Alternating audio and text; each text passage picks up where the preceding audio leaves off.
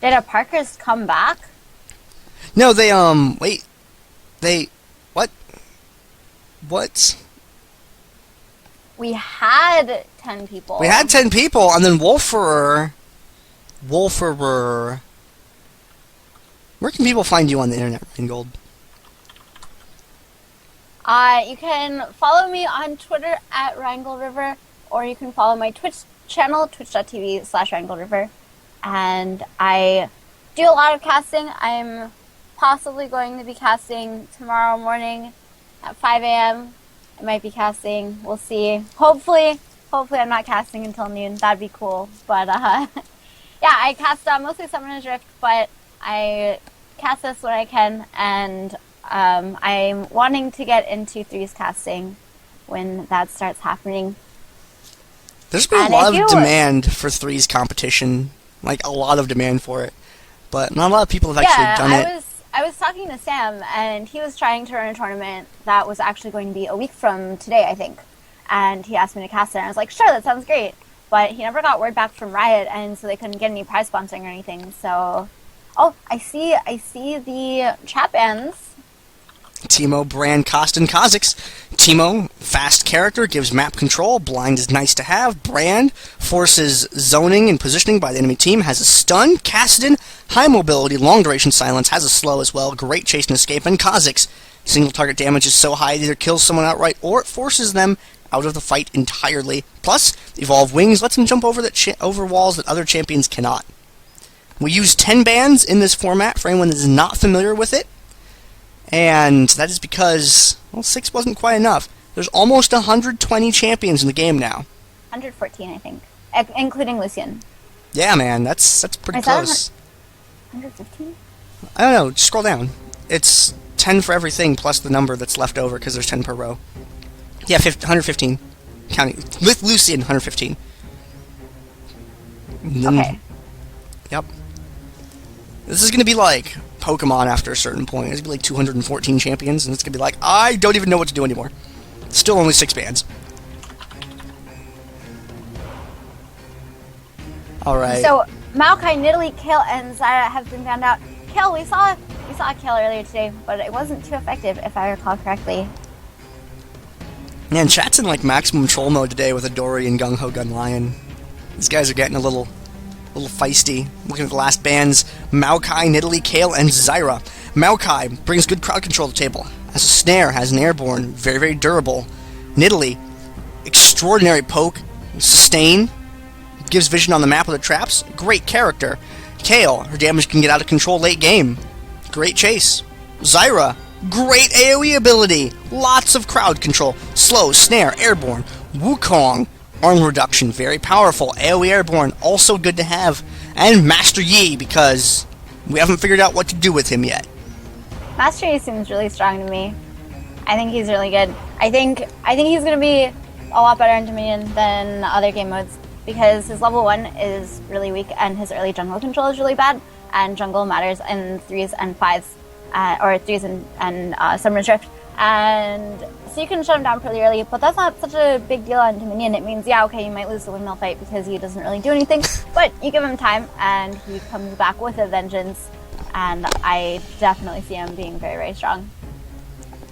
Yeah, especially with the true damage now that he has mixed in with his Yeah, kit. They were like, hey, Irelia was really OP because she did a lot of true damage. Let's make a new Irelia. No, please. Yeah! Please, no. Irelia, why? That's it's okay, basically Irelia is what he overpowered is, now because she gets all of the tenacity in the game.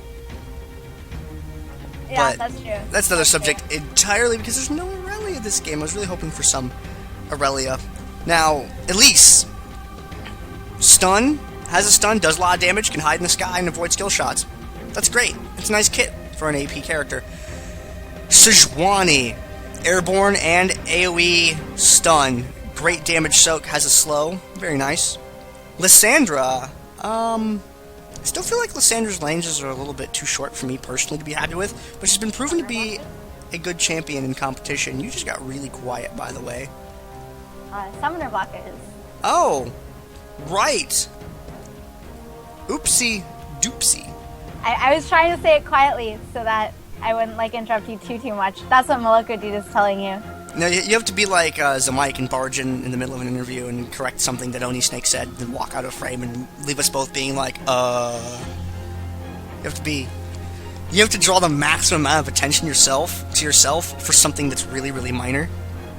Put up all the blockers, says Cairo291. I can do that for you. I can give you all of the blockers you've ever wanted. Oh no. Oh no. Raise your blockers!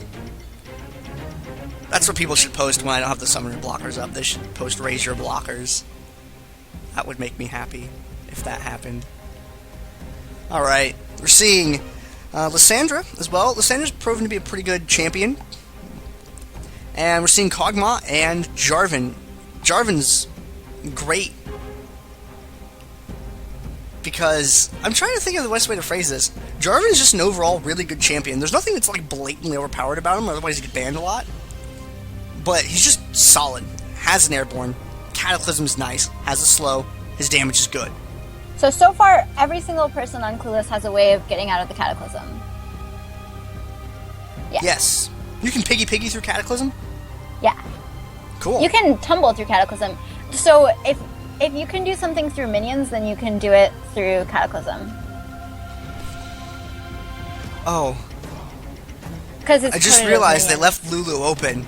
Yeah, Lulu is left And I had a moment of panic when I looked and was like, oh my god, is Zamike in this game? But he's not.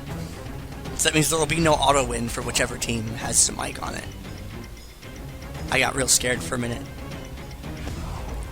Leave Zamike, Lulu open in a tournament, not have Zamike on the team. Kappa, gray face, no space. It's amazing. Kog'Maw, a lot of damage. His shred's good.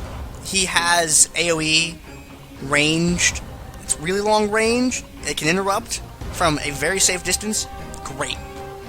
Very, very fragile, unfortunately. If you can get to Kog'Maw, you can detonate Kog'Maw. It's pretty rough.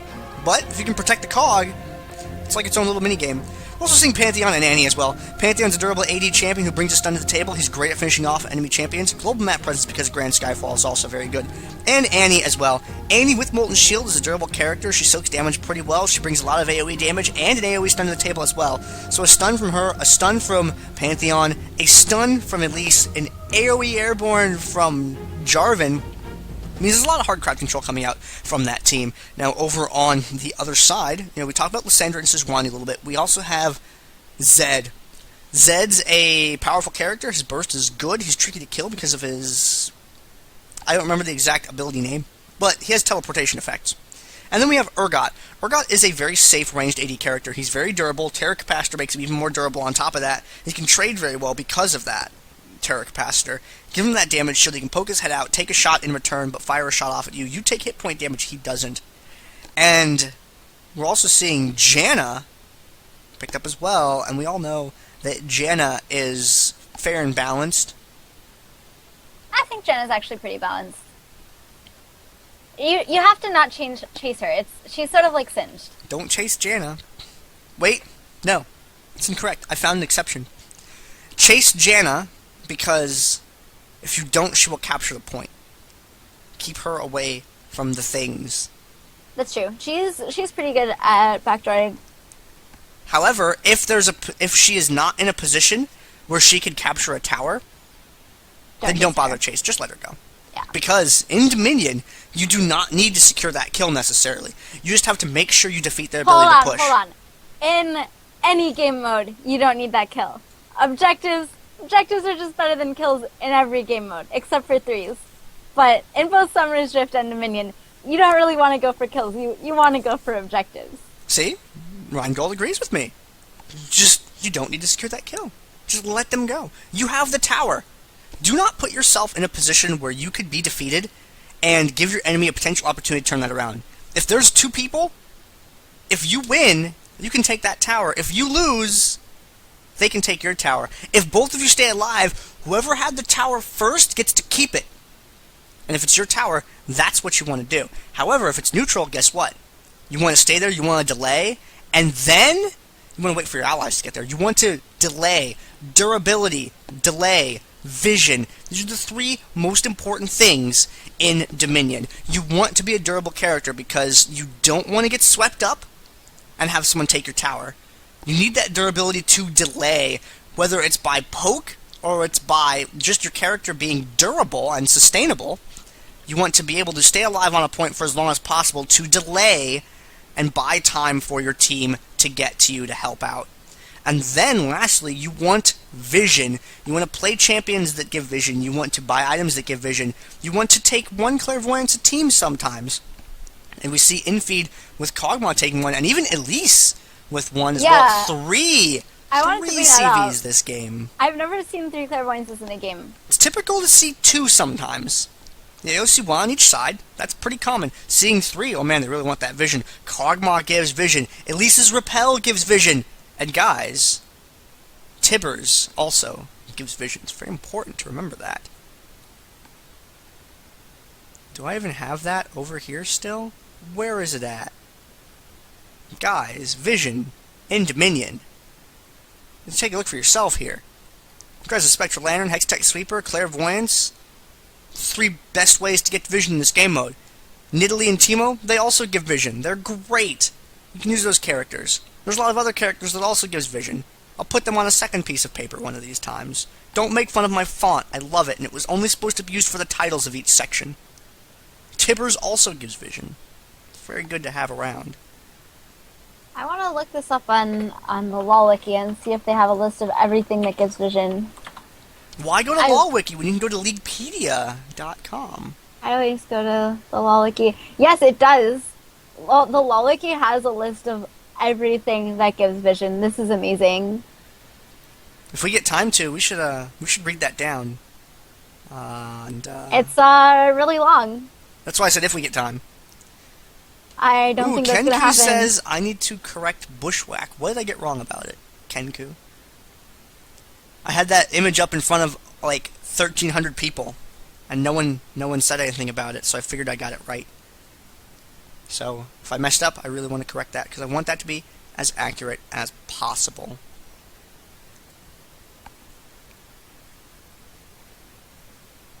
Oh, right, yeah, I guess it doesn't trigger BFT anymore, because there's no BFT in the game. Wait, does it trigger Leandries? It should. Okay, then I'll change to Leandries. Thank you for pointing that out, Kenku. I appreciate that. I thought BFT was remade. Or is that only on Twisted True Line? Okay, no. Oh, no. This, I'm angry. I'm gonna rant for like a couple seconds. All they did was they changed DFG to BFT, and they put Landers in the game in place of BFT. They changed Blackfire Torch into effectively Deathfire Grasp. They removed Deathfire Grasp. They gave the Deathfire Grasp effect to Blackfire Torch, and they brought in Leandries to do what Blackfire Torch used to do. I see. What? Why? No. You should have just removed BFT entirely from the game, and then changed DFG's build recipe. That way we wouldn't have this confusion. Leandries is a little bit less damage, right? I believe so. It also didn't have the cooldown reduction on it. Yeah. Yeah, I remember, because I was playing threes the other day, and I was like, oh my god, what do I build on Lulu now that I can't get Blackfire Torch? Because Lulu is the only champion I play on threes. I was like, okay, I'll just get, like, a Woogless or something. But now I have to build CDR boots, because there's no easy way of getting 40% CDR, now that BFT doesn't give. It's very unfortunate. We are at the loading screen for Game 1 of the finals of the DominateDominion.com League of Legends Dominion Tournament number 68. We're going to have Pays, Evelynn, Child Support versus Clueless. Clueless, the champions of the LoL Pro Dominion Showdown 2-day tournament that happened last week. So we'll see if they can keep control of being the top team in Dominion by winning this series as well. Pays, Evelynn, Child Support's team. Confidar is playing as Elise. Carnival playing as Annie. Panzer's playing as Jarvan IV. Dynov playing as Pantheon. And Infeed playing as Kog'Maw. I am one half of your commentators. I am Gandair of the gaming clan Vato Clan. And co-commentating with me is...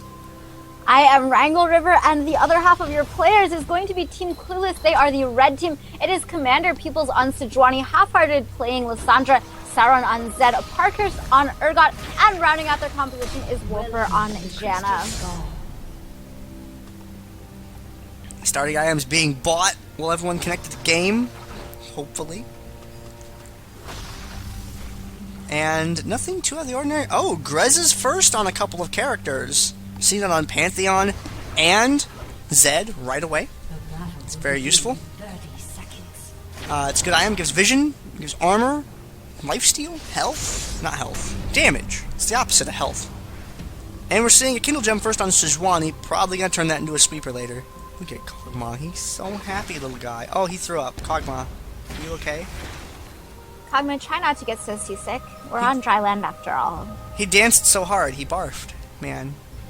Oh well. Maybe he'll get better as the game goes on. Adding the Welcome to the Crystal Scar and the voiceovers for Dominion was the best change ever in Dominion, I think. Half-hard first one off with the Bloodstone Lysandra. There's the Clairvoyance. They can see who's going to get there first. Oh, Glacial Path. That's how. I was like, how did Lysandra get there so quickly? She's but a of course wizard. She used her Glacial Path. Good Q zoning there from Wolfer. And that's like a third of the windmill health just taken is there. Of course, it will decay. A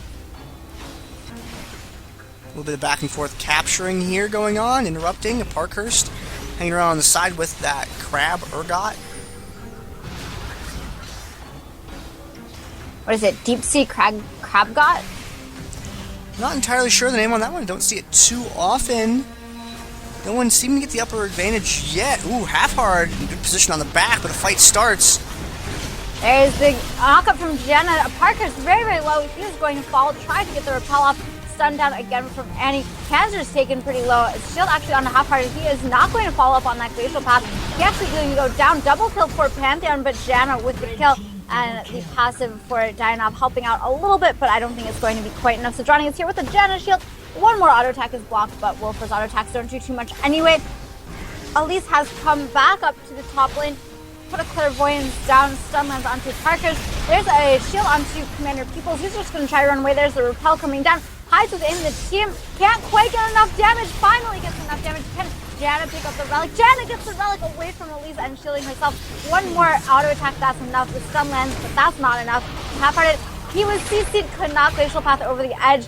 Does get the kill onto Annie, now running away from Kha'Zix. What's the cooldown on Q? It is 1. There is going to be the E and the Q for the knockup. Half-hearted CC'd, trying to run away in the other direction. How long is Glacial Path? Still another 8 seconds. Actually just going to ult himself. He hit level 6 there. The tornado comes across from Janna. Half-hearted getting the shield. And it is Clueless winning the windmill fight.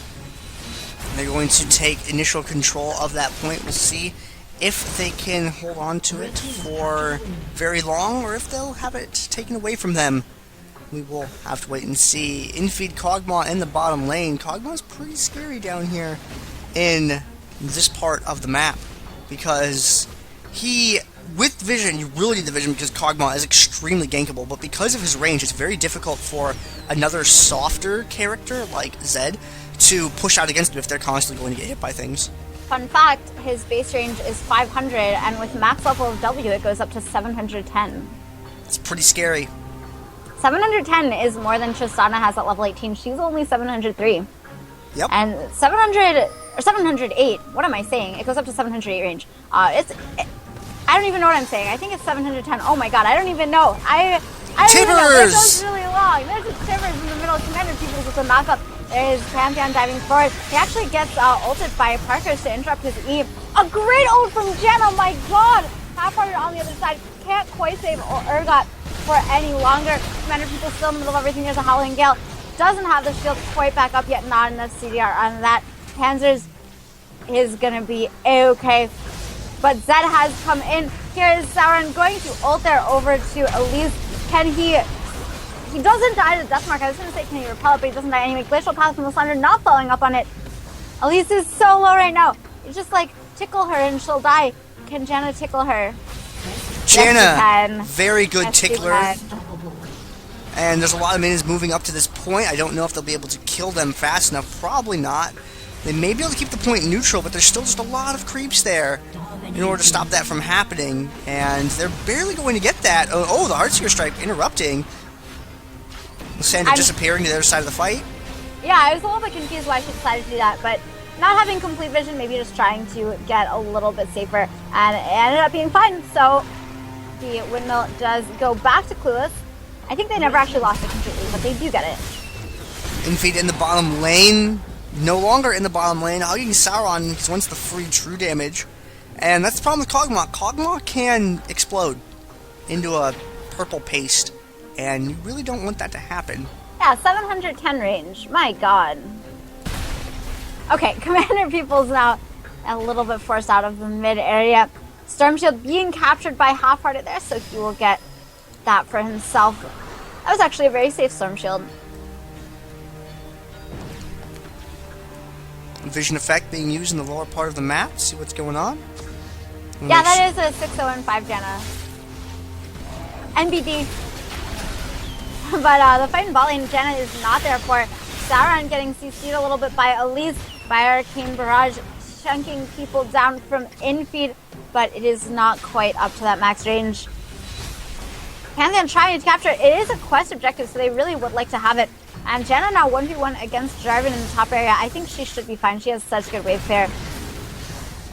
Stun there from Carnival. He's actually pretty low. Volatile Spiderling also doing a bit of damage. But the neutral actually there over by the quarry? Yeah, the quarry. And it looks like the respective teams will capture their respective bot points. Blue team has captured the quarry. Sauron caught out by Elise. He's actually going to Death Mark forward. The repel comes down, and he actually gets hit by the Death Mark damage, but didn't take any during the duration of the repel, so it's fine, but he does go down. And Kog'Maw now being chased away, one crowd control away from being turned back into his little passive form, Kog'Maw. Annie coming around from the side has her stun available, wants to use that, does not have her Tibbers, unfortunately, so she will not be able to use it as a vision item, unfortunately. And catches a Parkhurst with the stun, and Glacial Prison happens as well, and the damage from Lysandra on top of that. A lot of damage being dealt to Infeed and Carnival. Half-Heart still hanging around. Sauron is present. He wants to attack someone, does a little bit of damage to Confidaris in the process, and Janna and Jarvan are just having They're a conversation. Yeah, they're getting to know each other. They're learning. Oh, you like the Demacia? Hey, I have a bird. Cool. Middle of the map, Confidaris heading back up towards the top point, seeing that he hasn't really been able to make a play for the bottom, grouping up with Pantheon and Annie. And 4 on Janna. Janna can't handle that many friends at once. There's Sejuani on infeed in the bot lane. Did use the Arctic Assault, and Kog'Maw is just going to go down. Eventually, it'll take a little bit, but he does go down. Janna does not want to be here inside the Cataclysm. Jarvan gets the shutdown there, but Elise taking a lot of tower damage. Parkhurst is stunned up. He's going to fall 2 for 1 right now for Hazel and Child Support. Half-Hearted is still here, does not have his ultimate for almost a minute still, but Sejuani on the way. There's the Flail of the Northern Winds. There's the Arctic Assault, and Panzer's going to go down to Half-Hearted. Now Dianov in a little bit of trouble. Has the reveal there. What is the cooldown on Sejuani's Q? It is up right now. There it is, and he is going to fall. Got knocked up by Janna also.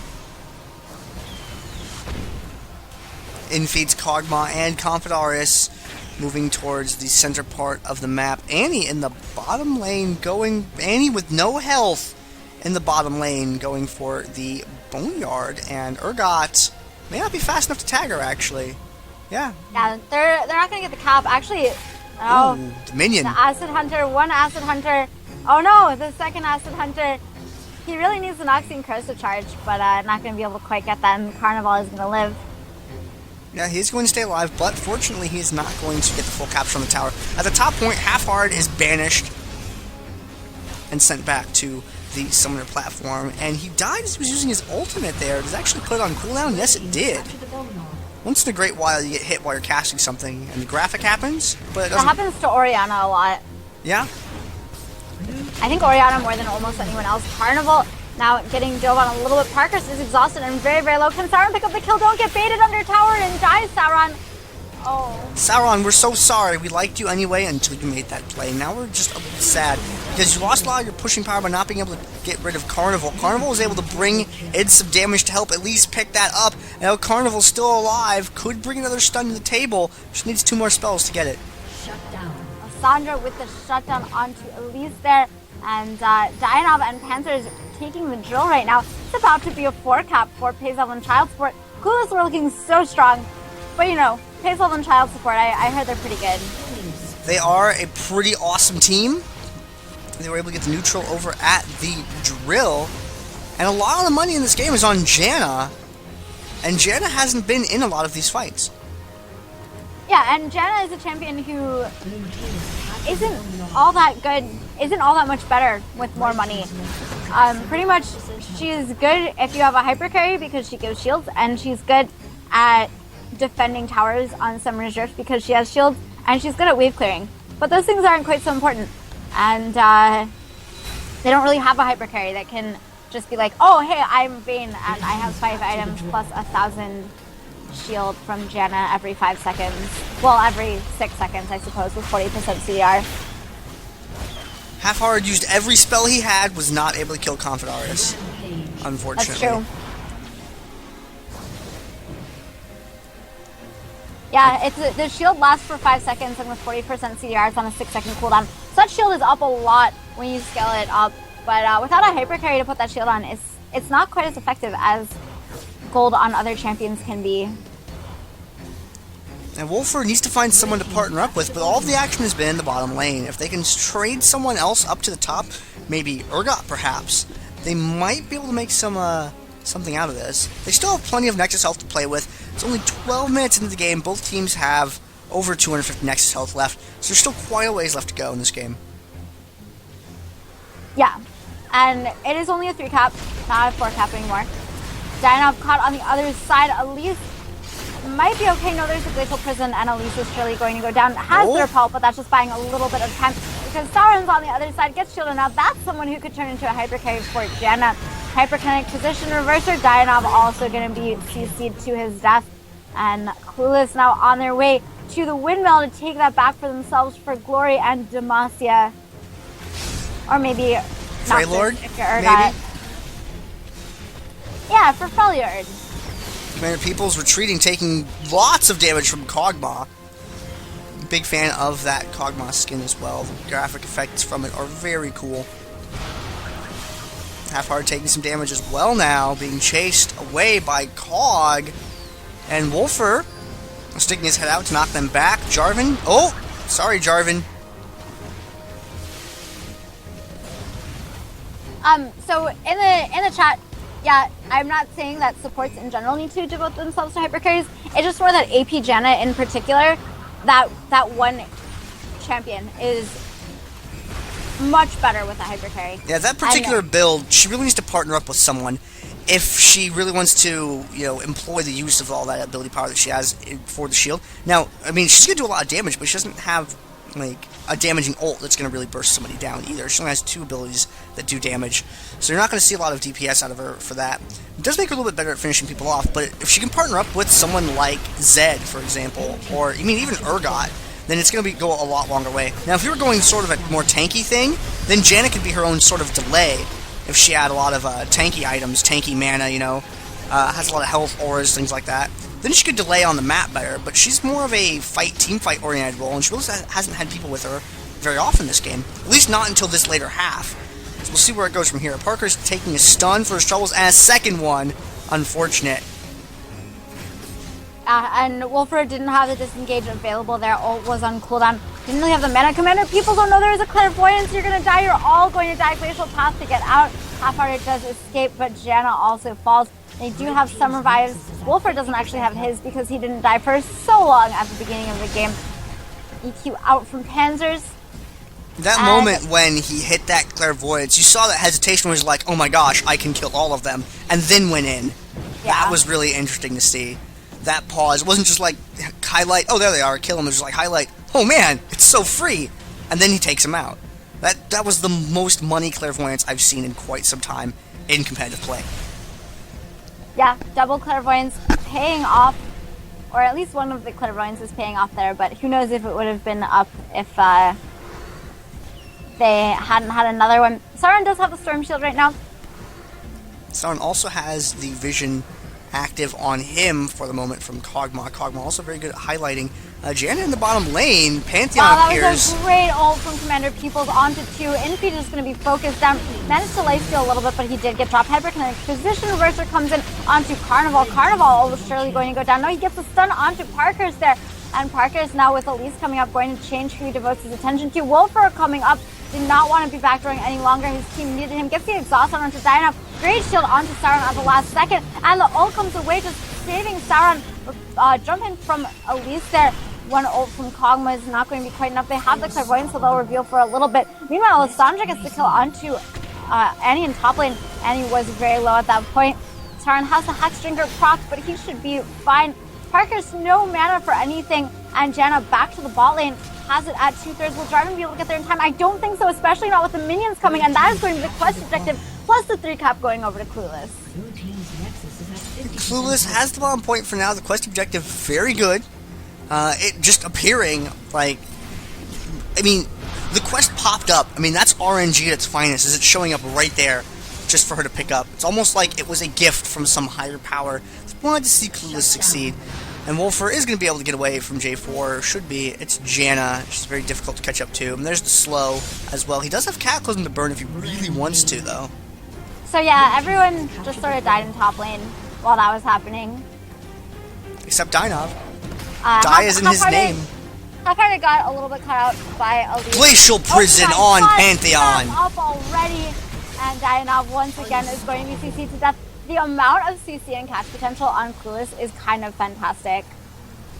They have a lot going for them. There's the interrupt from Wolfer's Janna. That extra movement speed from that sweeper really paying off. Would have been just short had he not had that item. Movement speed from it is excellent to have. Panzer's getting low on health, trying to find somebody to kill. Doesn't have enough health left to kill anyone. Urgot looks like he's heading up to the top of the map to babysit that point. Wolfer hanging around down on the lower part, more close to the lane, to try and keep anyone from cutting around on that side. They see Sauron. Sauron waits for the clairvoyance to wear off before he tries to make a move. So, Janna, with that Moonflare Spellblade and the Wooglets, is going to be really difficult to catch her and kill her because she has the extra magic, or magic resist and armor from the Spellblade, has the tenacity, has the invulnerability from the Zhonya's part of the Witch Cap. Lissandra coming over onto Infeed here. He is completely caught out. He will go down after a while, but Cataclysm comes in. Jarvan with the shutdown onto Sauron. Commander Peoples now getting crowd controlled. Just kidding when I said Kog'Maw was caught out. He was baiting. Yeah, the Kog'Maw was a trap, and their cruisers could not repel firepower of that magnitude. Had a little bit of oven action going on there. Fill the Cataclysm with fire, bake to 400 degrees, and then remove enemy champions. Sauron and Half-Hearted trying to defend 2 versus 3. There's a death mark onto Carnival. Will be able to pick up that kill, but they do get the neutralize onto the windmill. Half-Hearted didn't actually follow up on his glacial path. And Wolfer with a great ultimate there, sending the rest of Hex into the middle of Clueless. And Clueless picking up the last 2 kills in that 3-0 fight. And they will retake the windmill. I want to be able to type, get hype, and have a bot post %hype in the chat. I think that'd be pretty cool. Parkhurst in the bottom lane. Janna coming down to help out as well. Ooh, with the slow and an airborne as well. A Parkhurst may be able to finish this off. Looks like it. Yeah. Picks that up, no problem. So I thought Wolfer was trying to give the kill over, but then he just sort of took it at the last second. So I guess he's not trying to. Janna loves kills. You don't typically see a 9-2-14 Janna. She's got the Moonflare Spellblade. Nice new fluffy tenacity item.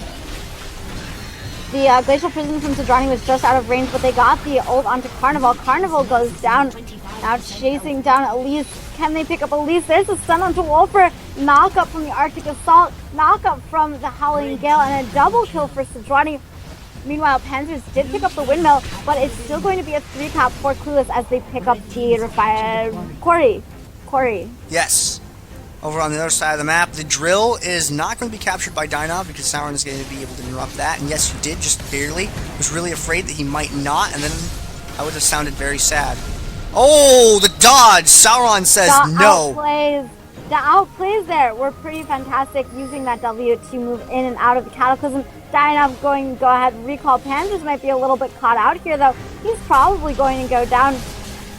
Eventually. He's kind of tanky, but he does fall, and the Hexbringer shield will not be available later. Meanwhile, Half-Hearted was picking up the windmill while the quarry was retaken. Carnival getting exhausted. He ulted during the exhaust. Oh no, Carnival, why did you do that? You lost out on so much damage there. Sidrani coming in. Half-Hearted, I think just Glacial passed out there. Parkhurst is going to fall there to Pantheon, but Kog'Maw goes down, has the Cathian surprise available. That's going to chunk Commander Peoples for quite a bit, but Sauron is back. Sauron is getting 1 kill. Sauron is going to get a 2nd kill, double kill, and he now will be able to pick up the windmill. Really, I mean it. And Janna in the bottom lane is going to deflect any potential pushes from Elise. Can also do a bunch of damage to her as well if she's able to connect. Because Janna, the shield, just the shield. It's pretty awesome. It's up to 602, no, 592. Pretty close to 600 damage right now. Yeah, so it scales, I think 0.9 with ability power. It scales really well with ability power. And plus 240. So like you really are getting close to 1,000 damage shields once you're full build on Janna. But there's a fantastic cataclysm onto absolutely everyone, and the HP bars start melting, but Sauron! So much damage from Sauron! Shotdown does go down onto him. Finally, Half-Hearted is going to be forced out. It was, in the end, a 1 for 3 there in favor of Hazel and Transport. Soon to be a 1 for 4. Shutdown going over to Panthers. Pantheon, meanwhile, is backdooring. Wolford trying to chase down onto Confitarius. Should be able to, and by, okay, I was going to say Lysandra was actually going to be able to get it. Janna, though, now chasing onto Pantheon. Carefully, don't overchase this. Jarvan is there. I don't want you to die. Wolford is fine. And she's able to get away just fine because Janna, fast. Janna is fast, and Janna has 10 kills, and looking at gold, Janna's sitting on 13,000. That's the most on her team by over 1,000, and about the same as Kog'Maw. She's actually about even with Kog'Maw in gold. And Kog'Maw, you can see using that gold to great effect, just chunking through Urgot, chunking through Peoples now. Peoples is going to fall double kill for Jarvan, and I think NP may have reached a point where there's nothing anyone can do against him at this point. Or Half-Hearted kinda hung out to dry there, doesn't really have anything he can do now. His team largely defeated? Lysandra really needs team to be able to do things. She's not so good at the hero 1v billion plays. She can do it, but she really wants to be just providing that utility with team available. Elise does survive there. Good knockup from Janna. Will disengage too. Oh no, careful, Half-Hearted. I think Kog'Maw is just gonna kill you. Kog'Maw hungers for, wait, what? Kog'Maw, you can't eat that. She's made out of stone. Goes over the wall, engages, stuns, and infeed defeated. So, if Lysandra has team, then she is capable of anything. She has so much invulnerability from her ult. Actually has not built a Wiglet yet, so she doesn't have 2 invulnerabilities. But she does have the tenacity. Carnival is going to drop. Careful, Sauron. He's going to be fine as the CC from Sidrani goes down onto Dianov there. And he uses the Heartseeker Strike, but it's kind of fail. And the kill's even given over to Sauron, which is exactly what they want. Botland Panzer's trying to push onto this DBC. Wolford is just shielding, for so much that he is going to be just fine picking up the relic there. Elise tried to stop Janna, stunned Janna, and then Janna just blew up Elise and moved on to force Jarvan away. And that's normally a sentence that doesn't get spoken. That's true. Just came down, ran to Elise, blew up Elise, chased away Jarvan.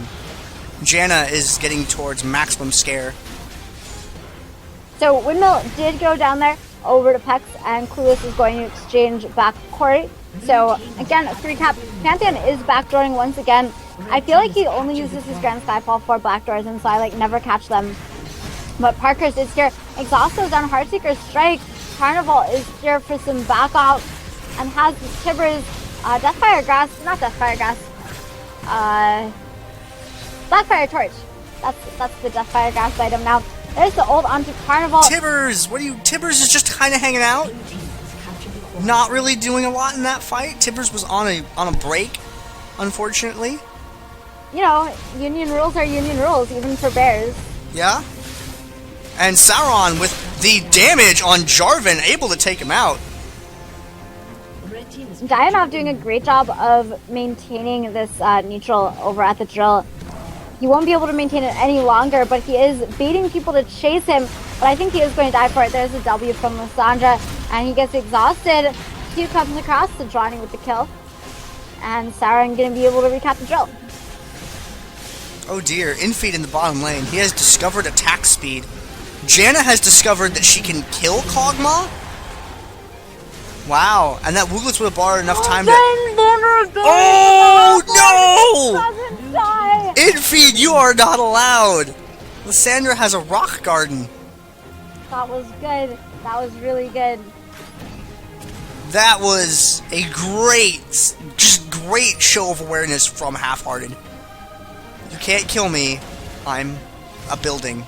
Or whatever it is she turns into. A sculpture? Let's go with that. Piggy up at the top lane. Commander Peoples Sejuani engaging on Panzers. Lots of damage on Panzers, but Pantheon coming in from the side. Puts a stun on a Parkhurst immediately. The exhaust on a Parkhurst. Parkhurst really not able to put a lot of damage into this fight. He doesn't have a lot of damage built either. He's more set up to tank and delay than he is to stand and fight. Most of the standing and fight is left up for other people. And Half-Hard, what do you have now? Nothing. A grave. It's funny because her ult is called Frozen Tomb, and so she didn't have her Frozen Tomb, so she had to go to the grave instead. Yep. I also like how he could have actually popped the teleport and then shot back at Kog'Maw from the opposite side and had enough of a lead to maybe get away. But now, Pazel and Child Support, As a 4-cap. they have Kog'Maw, and Clueless can't do anything about this. There's just not enough time for him to get across the map. Yeah. Confident Artist gets wrecked, but that's okay. Because Pazel and Child Support still won the game. That was a good game. Kog'Maw had all of the attack speed. Urgot had none of the attack speed. Or the damage, really. I mean, he had a Brutalizer. But Janna erased Elise. Yeah. That was pretty cool.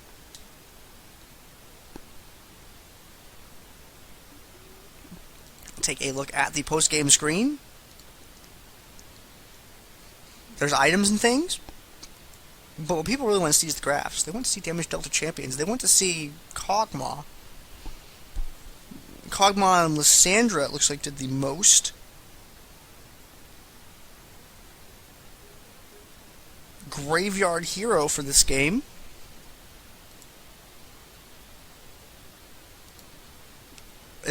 Oh dear. Oh dear. I'm not a fan. Unfortunately. We have a game 2 to go to after this. It's going to be a continuation of the series, of this final series, which is Clueless versus Pays Evelynn Child Support. Pays Evelynn Child Support winning that game. They're going to go up 1-0. If they win one more game, they take home this week's tournament. We'll bring that back to you in just a couple of moments.